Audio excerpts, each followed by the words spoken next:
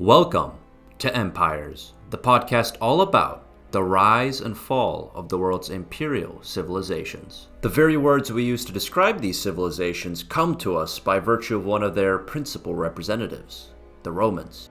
The terms empire and imperial come from the Latin imperium, used loosely to describe the full extent of a Roman's authority, and the term emperor comes from the related Latin word imperator, a title conferred upon a victorious Roman general by his troops. The Romans also produced the Caesars, whose name was co-opted by the German and Austrian Kaisers and the Russian Tsars. When, in the Western world, we think back to the days of empires, the Romans are never far from mind. Yet their empire was not the first, and it was not alone in its imperial aspirations even in its heyday. Before the Romans, there had already been a long succession of empire builders. The Akkadians, the Babylonians, the Assyrians, the Achaemenid Persians, the Macedonians, and many others. During their day, the Romans would clash first with the Parthian Empire and later the Sassanid Empire, sometimes over trade disputes arising over silk textiles sourced from the distant Han Empire of China. As we shall see, empires have sprung up in all corners of the earth, across almost the entire span of human history. But before we can plumb the depths of our imperial past, it is necessary to establish a working definition for what constitutes an empire.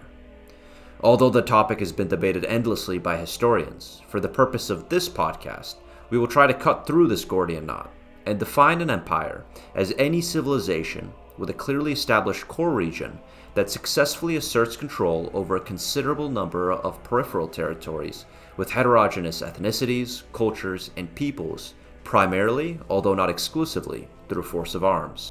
It's an open-ended definition, intentionally so, enabling us to explore empires of all shapes and sizes without being temporally or geographically constrained in any way. We will explore those empires that never outlived their extraordinary founders, and more durable ones ruled for centuries by powerful dynasties. We will explore the great land empires of antiquity and the Middle Ages, as well as the colonial empires of the modern era.